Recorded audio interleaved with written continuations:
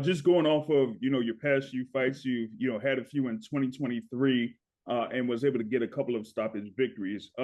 What have you seen in those past couple of performances that has made you be one of those rising contenders currently in the middleweight division, and then leading up to having this fight with Daniel Jacobs on July 6th? Just getting better. Just trying to cultivate my craft and become better, become a legendary fighter, man. And you just keep on learning, you keep on loving the sport, keep on having the hunger for growth, and just keep on building. And hopefully it shows to everybody. Gotcha. And my next question is for Sugar Shane Mosley. Going off of what Shane Mosley Jr. said, you've also mentioned that he's been the student of the game here. What have you seen in your son that has made him be a learner as far as like being able to develop and become the fighter that he is right now? I think that it all stems from the mentality of him, his mind changing, of him really want to be in the sport of boxing, really want to be a champion, really want to go for it.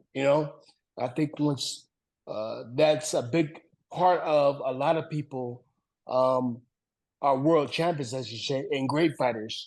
It's the mentality. It's not just the speed, power, or whatever they possess. It's actually their mentality and how they approach the fight. And you can see that his mind is a lot different from, most of the other fighters.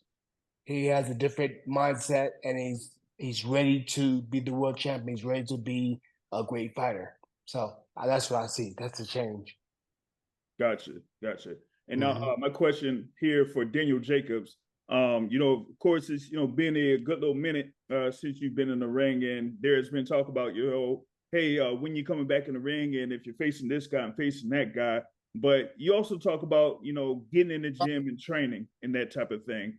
At what point did you kind of be there in the gym with Coach Rozier and say, hey, you know what, man, I missed this. I'm ready to get back and do this for real, for real. Well, I think I made that decision during my break on my own, with my family. And then once I came back to New York for pre-camp, that's when I had the conversation with my coach. And, we speak all the time. We talk on the phone. Him and my manager have a really good relationship. So everybody's in a full circle with communication. And I think it was sometime last year that we made the decision that we were going to come back. But honestly, we were trying to come back for a while now, and certain fights has fell through. Certain opponents had not accept certain fights. So we've had a few options, hence the reason why we've been training for so long. But when we got this opportunity, it was supposed to be for June, and it fell through, and then it came back to July. We just kind of knew that, at this stage, certain fights could be up and down, but just to kind of stay mentally, physically ready. And, finally something locked in where we got an opportunity to fight. And for me, it's just more so about just staying locked in, because, sometimes the sport of boxing can be, up and down. But as a professional, I got to stay true to the game. Got it. Thanks, everyone.